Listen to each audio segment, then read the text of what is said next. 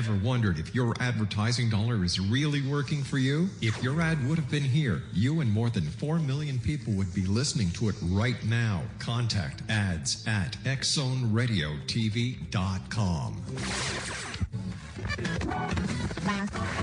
All Hit Radio.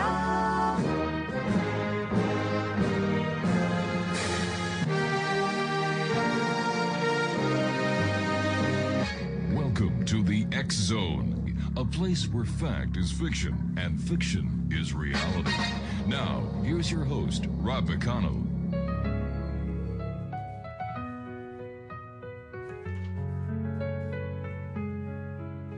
In the late night hours when the world's asleep, Rob McConnell's voice echoes secrets to keep. From Roswell's whispers to tales of the sky, on the X Zone Radio we learn to fly high. With every new guest the story unfolds, from abductees' tales to the mysteries told. Government cover-ups, they're deep and they're wide, but we're on a quest with the truth as our guide. Oh, journey through the X Zone, the cosmos we roam, searching for answers beyond our earthly home. Are we alone in the dark or watching from afar? In the heart of the night we're reaching for stars. They say there's a base where the secrets are bound. Area 51. And welcome back to the X Zone, everyone. I am Rob McConnell, and for the next 2 hours, I'm your host and your guide as together we will cross the time-space continuum to this place that I call the X Zone. It's a place where people dare to believe and dare to be heard. It's a place where fact is fiction and fiction is reality. And the X Zone comes to you Monday through Friday from 10 p.m. Eastern until midnight, right here on the CanCom Broadcast Network and your hometown radio, Classic 1220 CFAJ-AM, and throughout Southern Ontario on your AM dial at 1220. And they are kind enough to get us right around the world as they stream us on classic1220.ca. If you'd like to send me an email, xzone at xzoneradiotv.com, and on all social media sites, Xzone Radio TV. Now, if you would like to listen to any of our show archives, as well as any of the other shows that are produced by Relmar McConnell Media Company, including Kevin Randall's A Different Perspective, Larry Lawson, Paranormal Stakeout, Gwilda Wiyaka, Mission Evolution, and many more other shows, just visit www.xzbn.net. Exonation, this hour here on the X Zone, we welcome researcher, author, and explorer of the unexplained, a good friend of the X Zone, Jeff Danelek. From the mysteries of Atlantis to the ancient civilizations to ghosts, reincarnation, UFOs, and deeper questions surrounding consciousness and spirituality, Jeff has spent years diving into the subjects that continue to fascinate humanity. Through his work at www.ourcuriousworld.com, Jeff challenged us to think beyond the ordinary and to consider possibilities that may lie just outside the boundaries of conventional understanding. If you've ever wondered whether there's more to our existence than what we can see, hear, and touch, well, tonight's conversation may open up an entirely new door of thought for you. Joining us now from Our Curious World is my friend Jeff Danelek. And Jeff, welcome back to the X Zone. Hey, Rob, great to read back. Great having you with us, my friend. What have you been up to since you and I last talked? How many more books have you written in that period of time? Well, I just finished doing the final edits for my Explaining Ghost book for Llewellyn. And so that's going off. That's going to come out in September. So I'm really excited about that. And you should be. And by the way, the people at Llewellyn do a great job. I love all their authors and their books. So please say hi to them the next time you're speaking to them for me. Yeah, they're a great group. Yep. They were really nice to let me rework that book. That the original book I did on this, the Case for Ghosts, I put out in 2005, and then it went out of print. And I contacted them and said, "Hey, would you be interested in doing a rework on it?" And they were open to it. So I was really surprised and very pleased that they were willing to do that. Jeff, for the new listeners that we have through our new affiliates around the world, now we're in 170 countries, by the way. Wow. What first sparked your fascination with the paranormal and the unexplained? Oh, it must have been something in the water when I grew up in Minnesota. I don't know. I was just one of those kids who I grew up just liking UFOs and Bermuda Triangle and all this. I was just fascinated with all this stuff for no particular good reason, much to my parents' chagrin, because they figured, well, you're never going to make a living doing that. So, boy, you fooled them, didn't you? I what? You fooled them. Yeah. Too bad they didn't live long enough to see me. I'm sorry. That's okay. How would you describe the mission behind our curious world? Well, I like to approach these different phenomena kind of in a neutral manner. I like to think that I'm both a skeptic and a believer at the same time, believe it or not. I like to look for explanations to explain these things, but I'm also open to a lot of things out there that science just won't look at. And I think that's really sad, because there's a lot of stuff out there that we just don't know about, and we're not going to unless we get serious about opening our mind and just kind of examining the evidence before making up our mind about what's out there. Why do you think the scientific community, even after all these years and the millions of people who are coming forward with stories about Bigfoot, ghosts, UFOs, and other aspects of the paranormal and parapsychology that you and I talk about all the time, science is still not willing to get behind the investigation into all these topics? Why do you think that is? I think there's a couple of reasons. First of all, the scientific method says you shouldn't believe anything is true unless you can prove it. So they immediately start from the premise that something probably isn't true. And how many of these scientists go to church on Sundays? That's what I'd like to know. I think very few of them, I imagine. But the other reason I think is this funding. I think if you get associated with some of this stuff, your funding can dry up pretty quick. And if that's your living, are you going to really take a chance on that? But there's a couple of them out there who will do it, but not very many. Well, can't these scientists go after the unweaponized fund now that President Trump is making that available? Yeah, once the Congress comes back sometime in September and votes on it. Oh, what a... You and I were having a good chuckle before we went on air, and just makes you wonder. Wasn't President Trump supposed to drop a whole bunch of files on the UFO phenomenon? Well, yeah, that was one way to divert from Epstein. Yeah, I mean, I looked through those. I didn't see a lot in there that was particularly interesting. Just dots in the sky, and there's a light, and But, I just don't really know if that information's there. I'm just not convinced that this government is competent enough to keep something of that nature covered up this long. It does raise a number of questions. I've watched the congressional hearings, which I thought was a waste of time, not only for myself, but the other viewers, and I'm sure a number of the witnesses thought the same, especially when there would be a great question asked by one of the congressmen or a senator, and the response from the witness, what was his name, David Grush? Yeah. His favorite saying was, well, I can't disclose that in public, but we can do it in a skiff. Well, excuse me, you've got the public out here who would like to know what the hell's going on, and since Congress or the Senate called you, they asked you a question. Shouldn't you just share it with everyone? Wrong. I don't understand why you want to be a whistleblower, and then as soon as you get up there, you refuse to blow the whistle. Well, I guess it was the only way that he could get on television. It was always like, I heard this from other people. Exactly. This guy told me that this guy knew somebody who knew someone, and it's like, that's nothing. That's a nothing burger. Yeah. I had Tim Carey on the show a couple of weeks ago, and we got into a bit of a discussion that he was telling me that the UFO community has all the information that they could win a case in court based on the evidence that they have that UFOs are real. I said, well, okay, what's the evidence? Well, people say they saw a UFO. People say they saw a crashed UFO in Roswell. People say they saw the extraterrestrials in Area 51 or at Wright-Patterson Air Force Base. And, well, who are these people? Well, I don't know, but people say this.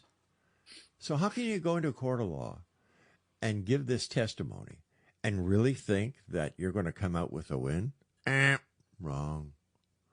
No, this whole subject is really rife with people who are just looking for publicity, I think. There are some legitimate investigators out there who are really doing some good work, but they kind of get drowned out by the more sensationalist people out there. And that's really kind of a pity because it keeps the public from taking it seriously. That's right. You know, I'm not a psychic. I've never claimed to be a psychic, but I'm going to make a psychic prediction right here, right now with you, my friend, that within 3 to 4 weeks, we are going to have a flap of UFO sightings, alien abductions, and close encounters of a third kind, as well as Bigfoot sightings with UFOs. Wow. Be a busy news week.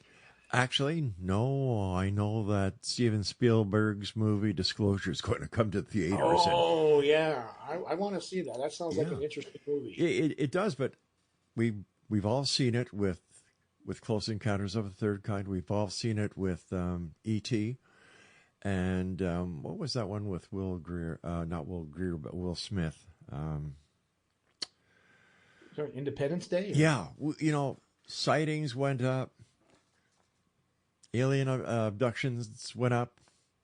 Cattle mutilations went up. Like, everything goes up. And then after a while, it dies back down.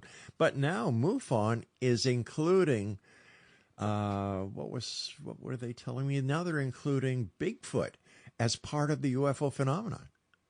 Huh. Well, that would explain how he gets here, huh? Well, this is what they're saying, and of course, then it made sense to, wait a minute, wasn't there a Bigfoot in the, oh my gosh, my mind's not working right tonight. The, the movie to do with Luke Skywalker and, come on, help me out here. You talking about the Wookiee? Yeah. Oh, yeah, the big Wookiee. Yeah, there was. He would look like Bigfoot, didn't he? Exactly. You know, what was the name of that? Star Wars. Yeah, Chewbacca. Yeah, that's right. Yeah. So anyway, who knows, my friend? When we come back, I'd love to talk to you about ghosts and other great things that go bump in the night. Exonation, my guest is a good friend, Jeff Danelek. And if you'd like to find out more about Jeff, if you'd like to get a copy of his books, we're going to tell you all that on the other side of this break, but his website is www.ourcuriousworld.com.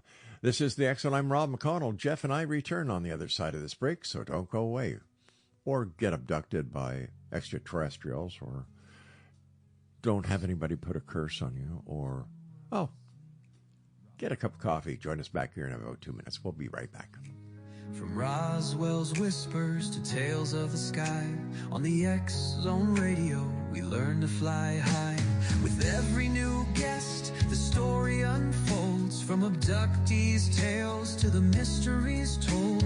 Government cover-ups, they're deep and they're wide, but we're on a quest with the truth as our guide. Oh, journey through the X-Zone, the cosmos we searching for answers beyond our earthly home. Ooh, guys.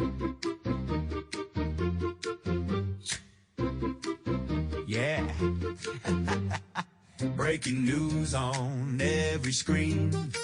Check the vaults for little green. Government dust in folders old, looking for the saucers people told. Trump said, fine, let's open the stash. Find the aliens, clear the trash. People keep asking night and day, let's see what's hiding in the USA. Hey, open the UFO files, let's see what's there. Flying saucers, aliens, or just hot air.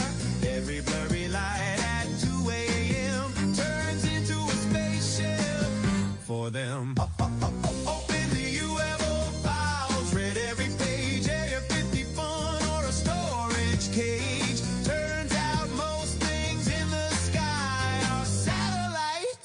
some guys drone flying by. Yeah. But that's talk got folks all loud. Internet instantly lost the crowd. One guy yelling, they walk among us. Neighbors sue by an alien fungus. Scientists, science, coffee in hand. Universe big, please understand. Life out there may be true, but it ain't parked next door to you. Hey! Open the UFO files, shine the light if aliens landed. They picked the wrong night, 'cause if they watched our TV shows, they'd lock the doors and off they go. So open the UFO files, shout hooray, half the world screaming, proof of today. While the Pentagon quietly replies, mostly balloons and weather guys. Reporter, sir, do aliens exist? Could be. Lots of people say yes. No confirmed contact. That's exactly what aliens would say. Hey! Open the UFO files, read them all. Did ET phone and never call? 'Cause somewhere in space, a little green crew watching Earth like, yeah, we're good, thank you. Skip that planet. They're weird enough already.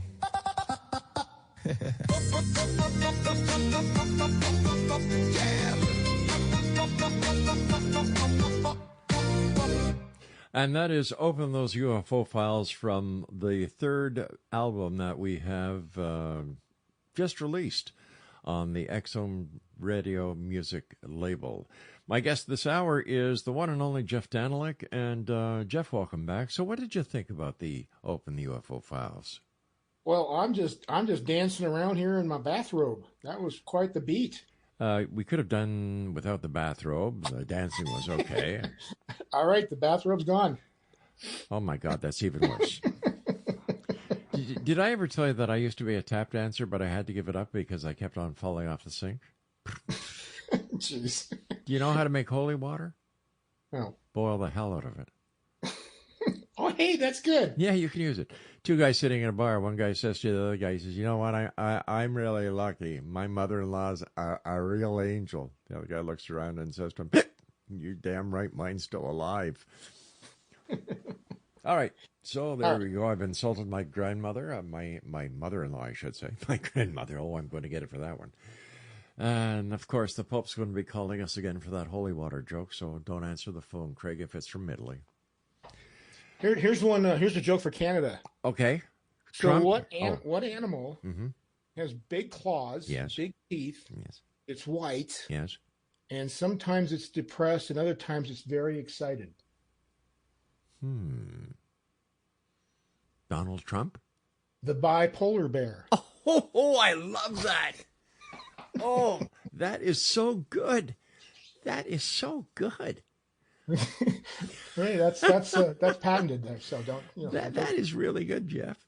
Speaking about your books, And we should do that. yeah, are we any closer to finding the truth behind the paranormal phenomena?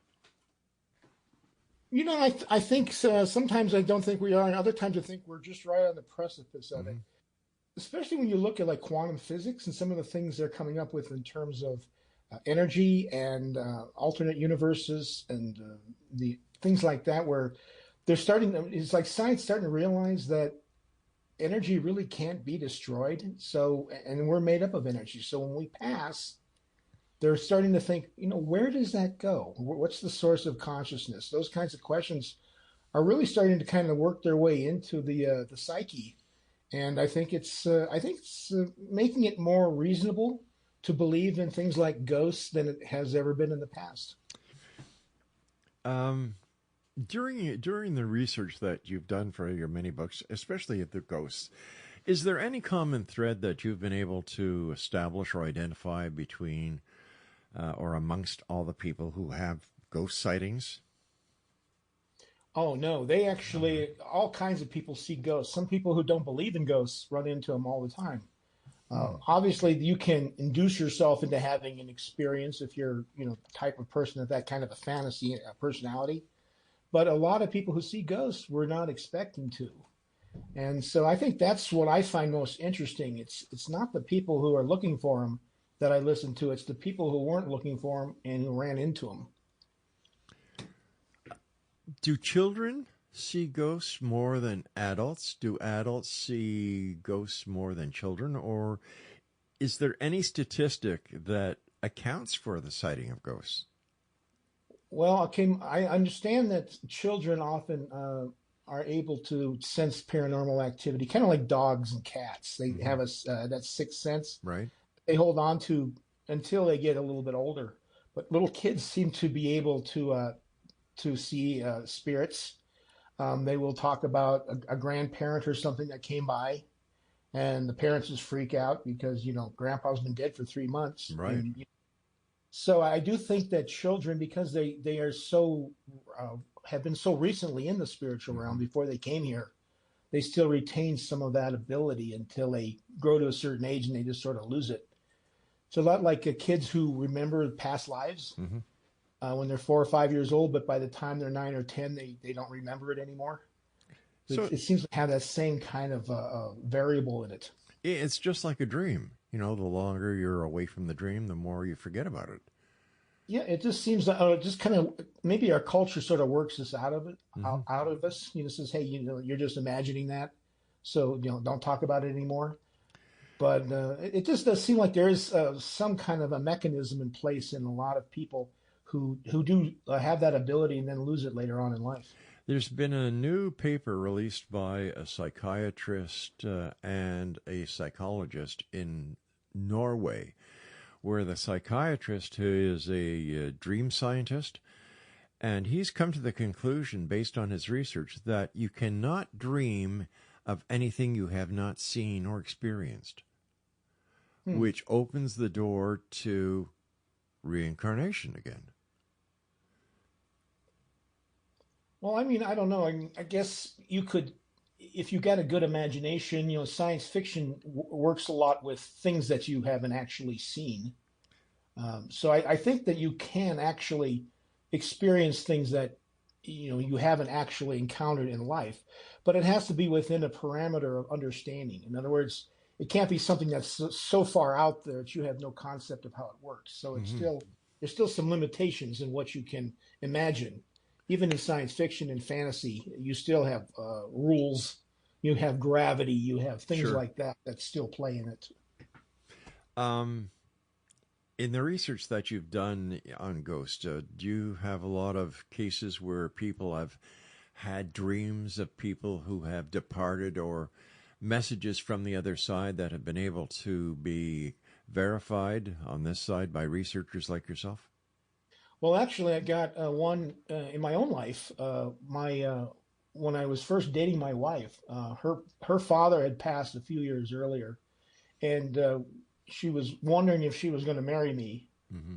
She had very great trepidation, apparently, and she woke up one morning and she said, "I talked to my dad." And I said, "Well, what happened?" He said, "Well, I was in the cabin up by Buffalo Creek there, and he came in and we sat down at the table and we talked about, whether I should marry you or not. And he gave me his blessing." And so that was, I thought, pretty amazing story. Fortunately, he didn't shoot me down, so that was good. But yeah, that happened almost 42 years ago. Wow. So I'm going to try and ask this question so it makes sense. I know it makes sense the way that I'm asking myself.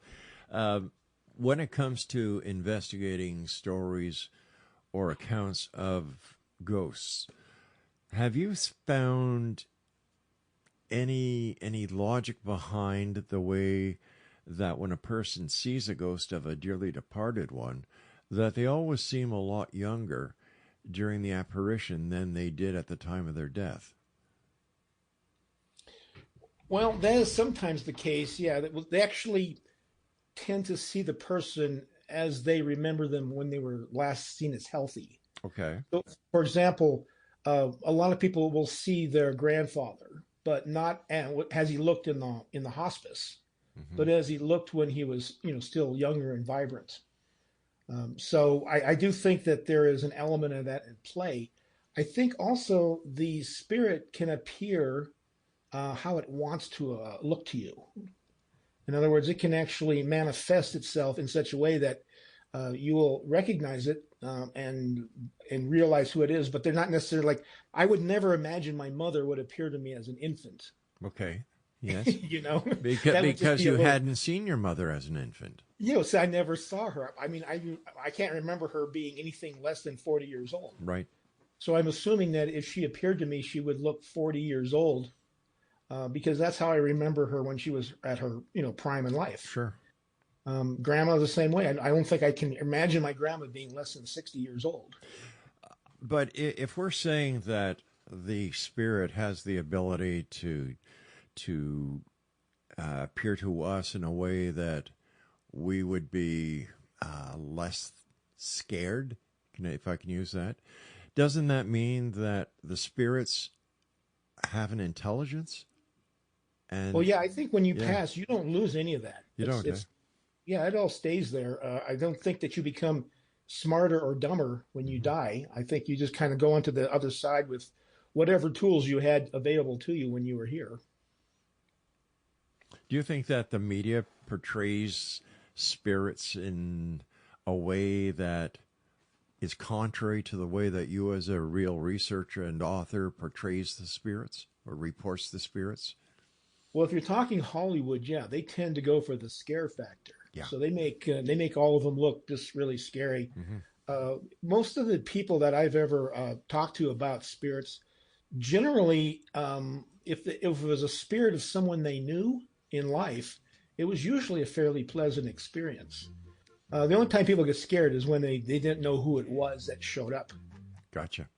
Stand by, Jeff. You and I have to take our break at the middle of the hour. Exonation.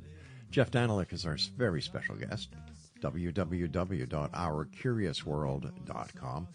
And we'll be back as we continue talking about the paranormal, the strange, the weird, the bizarre, here in the X Zone with yours truly, Rob McConnell, on the CanCom Broadcast Network and your hometown radio, Classic 1220. And you can listen to Classic 1220 on the AM dial anywhere in southwestern Ontario. And they stream us around the world at classic1220.ca.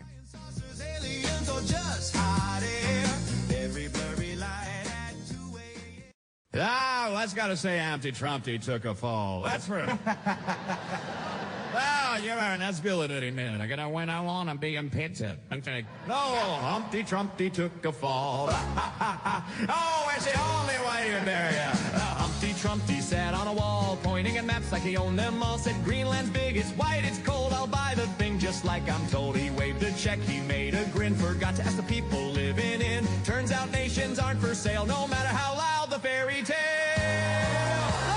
Humpty Trumpty took a fall and Denmark said no deal at all. All the bluster, all the brag, slid downhill on an icy flag. Humpty Trumpty learned too late, you can't buy countries, checkmate. He huffed, he puffed, he threatened might, posted memes deep into the night, said I'll take it one way or another. World said, buddy, read the cover. Greenland laughed beneath the snow, NATO sighed and whispered no. Diplomacy's not monopoly, you don't pass go with ego fee. Oh, Humpty Trumpty took a fall from the tallest wall of all the tweets and tough guy talk cracked like ice beneath his walk. Humpty Trumpty hit the ground, ownership dreams officially drowned. No receipt, no refund, no empire built on frozen ground. Humpty Trumpty took a fall, the loudest flop the world recalls. Gold-plated dream, zero control, turns out you can't own the North Pole. Humpty Trumpty, lesson learned, maps aren't deeds, and ice gets burned. Humpty Trumpty left the wall, still claiming it was rigged and all, but Greenland stayed right where it stood, independent, free, and not for sale. Period. Humpty Trumpty. Period. Jeff Danelek's our special guest, our CuriousWorld.com, and that was Humpty Trumpty. It's also one of the songs on our third album. And never mind. I'm not going to go there. Even though Jeff wants me to, I'm not going to. All right. What is your favorite part of the paranormal? Is it ghosts? Is it Bigfoot? Is it UFOs? Is it... Well, since I have a big interest in spirituality, I guess ghosts are just kind of a natural byproduct of that. Because really, if we survive death, then ghosts are kind of pointing us in the direction that we need to follow. So I think that's always been the most interesting to me, even though I've never actually seen a ghost myself. I'm open to the possibility of doing so, telling the universe now, so go ahead and send a ghost along. But I just think that's probably the most important issue, because if ghosts are real, then we do survive death. And then the question is, what happens then? Have you interviewed mediums and psychics during the research of your books? I've been to a couple of psychics and gotten readings from them. However, I haven't really gotten a chance to work with like a full-time ghost hunting medium. I think that would be a fascinating avenue to take, but I just don't have that community around me right now. I guess I'm so in so many different things that it's hard for me to concentrate on one of them. Well, if you'd like the name of a few, I'll be glad to send them to you, my friend. Oh, that would be great. Yeah, I would love to. I'm doing a podcast now on my YouTube channel. Excellent. So congratulations. Yeah. What separates genuine paranormal investigations from entertainment-driven sensationalism, in your opinion? Well, I think a serious investigator doesn't really want to be on TV that much. I mean, they can do it, and you can get some good results from that. But people who are serious about this try to keep kind of a low profile because they realize it's so easy for it to fall into the realm of entertainment rather than research. So you do want to keep your good credentials around this and not throw it away on some TV show. But for the most part, I think the biggest difference are the people who are they don't go to like cemeteries at 10 o'clock at night and take pictures. They're actually researching the place that they're looking at. They're trying to determine how reliable the witnesses are, looking for other explanations. And if they do that, they're probably pretty legitimate. It's funny you mentioned going to the cemeteries and taking photos, because I was talking to Marlene Palliser on Friday, and she is with, let me see, Miami Ghost Chronicles, and she's been doing paranormal investigations for years, and she was saying that, why people go to graveyards to see ghosts is beyond her and other credible paranormal researchers, because I know when I come back as a ghost, the last place I will want to be is in a graveyard. You'll be able to find me in a pub, in a bar, or having a lot of fun, but not in a graveyard. And here's a question for you, Jeff. Have you ever heard of a haunted undertaking parlor? No, I never have, honestly. When I think about it, I had never really thought about that. But I mean, I've never heard of anybody haunting a funeral home. I've heard of hauntings in hospitals, yes, especially mental hospitals. And I've heard of people haunting prisons. I don't know why a ghost would want to hang out in a prison, although my theory is that they are sort of trapped there. They're afraid to move on for various reasons, and so they end up staying in the place that was most familiar to them while they were on Earth. I wonder where Jeffrey Epstein haunts. He's probably on his island, I would guess, wouldn't you think? Or the White House. Yeah, he's got his own room in the back, probably. And I wonder if he uses an auto pen. I don't know. Questions for an inquisitive mind. When do we know when the first documented writing about ghosts took place? Oh, well, ghosts have been in some of the writings of the ancient Greeks. The ancient Romans talked about ghosts. They've been a part of almost every culture. I think actually every culture on the planet has ghost stories as part of its heritage. So it's been that's the thing I think a lot of scientists overlook is the fact that this is not an American phenomenon or a 20th century phenomenon. This goes back thousands and thousands of years. And I think that when that happens, you have to look at it seriously. All these different cultures who have no contact with each other are coming up with the same stories. And of course, like the Egyptians, there are other cultures that believed in life after death. And, the Egyptians would prepare, what was it? They would prepare their body as well as inside the death chamber, there would be supplies or food that they could use on the other side. Once again, why aren't the scientists looking at this and saying, hey, there has to be something more to this than just folklore? Well, there has never been an atheist culture.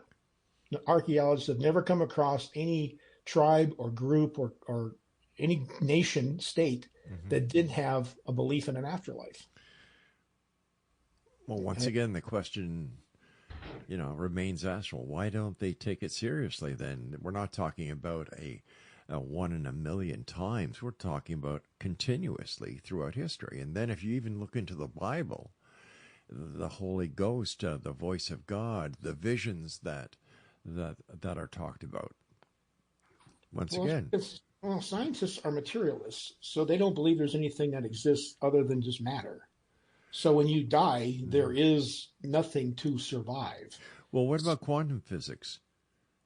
Well, that's kind of a new area that they're looking into, especially the source of consciousness. Hard question. And I think that is one area that you're going to see a lot of growth in the next couple of decades. And I think you could even see some breakthroughs there with people looking at that. But again, it's the same reason the truck driver that doesn't care about ghosts. He's never seen one.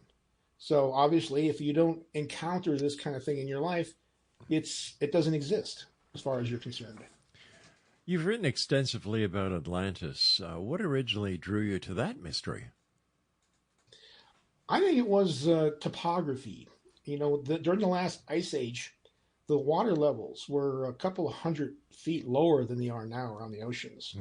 And if you look at a map of the world, especially an oceanographic map, you'll see that there's huge continents emerge from out of the South Pacific. The islands of Indonesia form one giant continent the size of Western Europe when you lower the water level a couple 100 feet. And it occurred to me that how could it be that nothing happened there? That there wasn't a possibility even of some kind of a civilization emerging in the tropical areas of the planet during the last ice age. And so that kind of got me thinking, if there were something like that, there was some kind of a civilization that existed prior to our own, this is where it would be. And then I just kind of took off from there. I explored the whole idea of Atlantis being a metaphor for ancient civilizations that have emerged and since been destroyed or just died out. And so that's to me is what really got my interest in it. How many books have you written to date?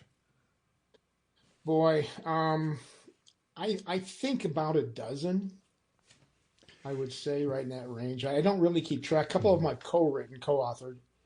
But yeah, I would say about a dozen books. And when you were writing these books, which topic came to you the easiest, that you had an enjoyable time writing? Because I know I've spoken to other authors who've written multiple books, and there's always one or two that they really enjoyed writing. And in your case, which book would that be? Well, the one that had the most impact upon me personally was the book on reincarnation, The Case for Reincarnation. Right. And because I had experiences of a past life, I've gone through past life regressions and all that kind of thing. And it was interesting because it answered so many questions about my own childhood. And so when I wrote that, it really was kind of almost doing an examination of my own past, right, my own life. Not so much trying to convince others about reincarnation, but just trying to work out what happens between lives. And so that was probably my most enjoyable book. Prior to writing your book, did you have a belief in reincarnation? And I should say prior to your own past life experiences, did you believe in reincarnation? Well, this is kind of strange because for 20 years I was evangelical Christian. Mm-hmm. And of course, reincarnation is not a part of Christian theology. It was with the Gnostics, but for the most part, modern Christianity doesn't believe in reincarnation. So no, I didn't believe in it. And in fact, I came to change my mind about it by reading Edgar Cayce. Now, Edgar Cayce, if you know who he is, obviously, he's one of the great sleeping prophet, yeah. Yeah, the sleeping prophet. But he was also a strong Christian. And he would actually talk about reincarnation. And then when he would wake up from his dream, mm-hmm. People would tell him what he talked about, and he would say, "Oh no, that couldn't possibly be true." Because he was a Christian, he didn't believe any of this stuff. And I thought, if a born again Christian is coming up with this stuff under hypnosis, yeah. While he's in a coma, there's got to be something to it. Otherwise, because he would have otherwise could have fashioned his beliefs based upon his own belief system. But he didn't do that. It actually countered his belief system, which I thought was very impressive evidence for it. Jeff, stand by. We've got to take our final break for this hour in Exonation. If you'd like to find out more about our guest this hour, the one and only Jeff Danelek, if you'd like to find out how you can purchase his books or where you go, I would imagine that all his books are available on Amazon, or the information will be on his website at ourcuriousworld.com. Jeff and I will be back as we wrap up this first hour here in the X Zone with yours truly, Rob McConnell, from our broadcast center and studios in St. Catharines, Ontario, Canada. Don't go away. By countries, checkmate. He huffed, he puffed, he threatened might. Posted memes deep into the night. Said I'll take it one way or another. World said, buddy, read the cover. Melania walks in slow-mo style. Melania walks in slow-mo style. Melania pauses, waits a while. Melania stares like there's a plan. Melania. Amazon said, yes, ma'am. Big budget glow, no rush at all. Melania framed on a marble wall. Is this a film or a perfume ad? Melania looks deep, very serious, very sad. Melania, hush, Melania pose. Melania knows how the spotlight goes. Say nothing loud, say nothing clear. Melania whispers, relevance is here. Melania, lights, camera, Melania. Strike that pose, look cinematic.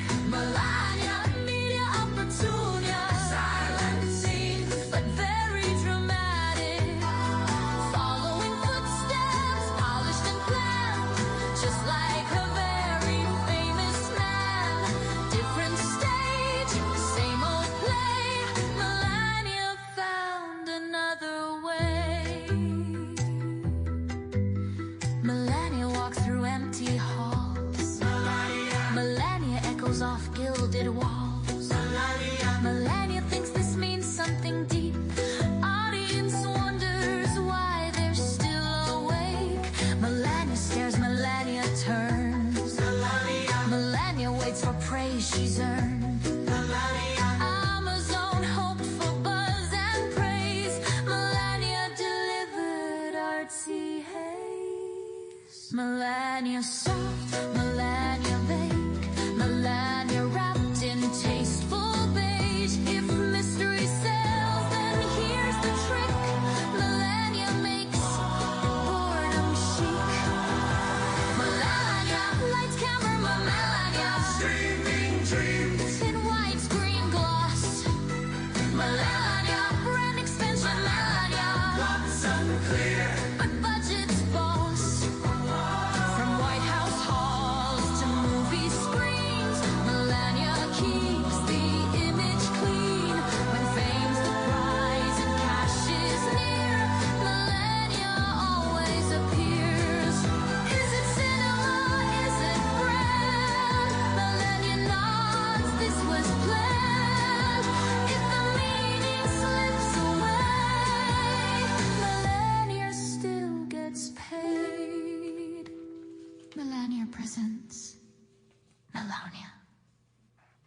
Melania. Lights, camera, Melania. Soft focus power. Silent rain.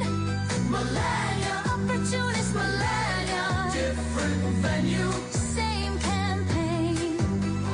History fades, the camera stays. Melania thrives in modern days. When the credits roll and claps are thin, Melania still finds a win. Fade to black, couture goodbye. Melania waves as critics sigh. No matter the medium, stage or plan, Melania learned it from the master plan. Melania. And there you go, a tribute to the First Lady of the United States, Melania. Oh, boy. Once again, Craig, if the White House calls, I'm not here. Tell them I've gone to Jeffrey Epstein's island. Why, I don't know, because no one's there, apparently. All right, our guest is Jeff Danelek. Jeff, are there any paranormal claims that you personally remain skeptical about? I mean, besides the one in Washington? Right. There was a movie made recently, The Conjuring, and that movie, I don't know. It seems to me like it was more Hollywood than real. If you start looking into it, a lot of it was exaggerated quite a bit. Also, the Amityville horror, that whole thing. It's still a lot of questions whether that was something that really happened or if it was really all made up. So there's a couple of them I think out there that became very popular in the psyche but just I don't really think they had any basis for reality in them. No, and in fact, a number of the people that I know, both in the media as well as within the paranormal community, have nothing but bad things to say about The Conjuring. You know, just too much stuff happening. It's just Hollywood, Exactly. What advice would you give someone beginning their own exploration into the unexplained, Jeff? Well, if you want to be a ghost hunter, I talk about this in my book, kind of what you need to do to get there. First of all, you got to really educate yourself on this whole business. What's been done, how the equipment works, and then get yourself into a group. Look up online and see if you've got a local ghost hunting group in your area, and see if you can volunteer to go with them. If they check you out and you seem like you're not in it just for grins and giggles, right? They might take you along. I mean, that's how I got onto some of these ghost hunts. I would just say, hey, Brian, got anything going on? He'd say, yeah, we're going to check out this place. And so I'd sit in the attic for 4 hours in the middle of the night, So you just have to kind of educate yourself as much as you can. And you can learn a lot of stuff online. You really can. So I would imagine, like, when you say go along with a ghost hunter, that would be the same thing that we used to do in the police force. If somebody was interested in law enforcement, we'd call it a ride-along. Yeah. It's exactly the same way. Yeah, you have to get out there and actually see if you're into doing this kind of stuff. Because a lot of people, it looks cool on TV, but then when you're sitting there watching 15 hours of video looking for something to happen, it loses its allure pretty quickly. Yeah, I understand the FBI had that problem with the Epstein files as well. Yeah, nothing happened. Nothing happened. No. What do you believe is the single greatest mystery facing humanity today, Jeff? The question of life after death. I mean, that's really takes you back to everything else, because if this is just a single experience that we're having, a lot of it doesn't make much difference, really. But if there is an afterlife and we go on consciously into other experiences, other dimensions, it says to me that there's a tremendous amount of things waiting for us on the other side. And I'm kind of excited about that. Do you believe that life goes on after death? I mean, as my wife puts it, once you get rid of this meat suit.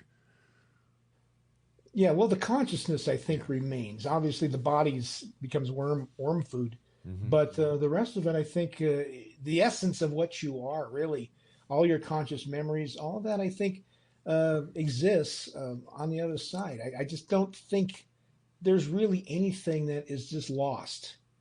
in nature. I think everything, even like if a star explodes, Right. the elements of it eventually merge into another star. So it goes on living that way. Yeah. So I think that's the same thing with human thought, Mm-hmm. is that it just moves on and merges into something else and goes and keeps going on. Jeff, after all your years researching the unknown, what do you believe humanity still does not fully understand about itself? Wow, that's a big question. I've got faith in you, my friend. What is you may not understand about itself? I think why we're here. What's the reason for being born? What's the reason for being on this planet when we are? Well, I know what the reason for being born is. What? 2 horny kids in a 6-pack. That may have been the mechanism that got them there, but it's not the reason. Well, of course it's the reason. Do you realize that life that we know, life is precious? Can't deny that. But Right. the moment we are conceived is the moment we start to die. Food for thought. Well, actually, I think we continue to grow until we hit like our 20s, and then we start at that point start decaying. What I was saying is that the moment you are actually conceived, that is when the death process starts. Well, I guess, Yeah. I guess in a way, if you look at it that way, sure. Yeah, I look at it strangely, I know, but doing this show for 36 years, you'd think that way too. Well, that's the thing there's no such thing as death. Not really. Yeah. There's only life. I like that. It's just that it shows up in different forms, different formats. Do you believe that the government is part of the conspiracy when it comes to UFOs, or the work with the extraterrestrials, Area 51, all the 50s and 60s talk where the government was working with the aliens. They made a deal that, yes, you can take so many humans for so much technology. Or do you think that's all part of the hype and the man-made mystery pertaining to the UFOs and ET question? I just think that's what sells books. I really do. I do believe that the government has had experiences with extraterrestrial craft and things like that it's probably not too anxious to talk about. But in terms of alien encounters and abductions and all that kind of reverse engineering, I don't really believe any of that. What about the Roswell crash or the Roswell incident? What's your take on that? Operation Mogul. I accept that. I That agree. makes sense. All that comes together. If you look at the actual facts of it, Yep. makes sense. We've got about a minute and a half left. First of all, thanks a lot for being with us. Always a great pleasure. What's up and coming for you besides your new book that you've got coming out in September, is it? Yeah, the book on the ghost is coming out in September, and then next May I've got another book coming out of England called Paranormal Perspectives and a secular look at God in the afterlife, in which I talk a lot more about some of these ideas we've talked about tonight. In terms of, I look at the idea of God from a secular perspective, not a religious one, and see if it makes any sense. And so I'm really excited about that book coming out too. I can hardly wait to read it. I always like thinking strangely at times. People say, well, do you think there is a God? Well, I like to believe there is. And because if there is a God, then I and everyone else is part God. Because in the book of Genesis it said, and God said, let us create man in our image, in our likeness. Therefore, if we were created in the image and the likeness of God, then we are part God. Actually, I think everything is a manifestation of the divine. I'm what's called a pantheist. And so I believe that everything is part of God. Mm-hmm. I don't think you necessarily need a personal God to believe in, but you certainly should be aware of the fact that you're part of something much larger than you can imagine. Jeff, as always, time goes by so fast when you're with us. I want to thank you once again for joining us here in the X Zone. You're always more than welcome, my friend. And please let our listeners know what your website is and where they can buy your books. Well, ourcuriousworld.com is where my website is. You can also type that into YouTube, and hopefully some of my videos will show up you might be interested in. The book isn't available yet. You might be able to pre-order it. We'll have to see how that works out. But yeah, and I'm always, I have a link in all of my websites about, you can send me an email if you want to talk about these things, and we'll talk about it. Jeff, take care of yourself. My regards to your family and X Zone Nation. Once again, if you'd like to find out more about Jeff, please visit his website, ourcuriousworld.com. I'll be back on the other side of this short break as hour number 2 of the X Zone commences right now. Live to set men free. How could millions all remember a world that never was? That single strange collective memory started all the buzz. Now people talk of time.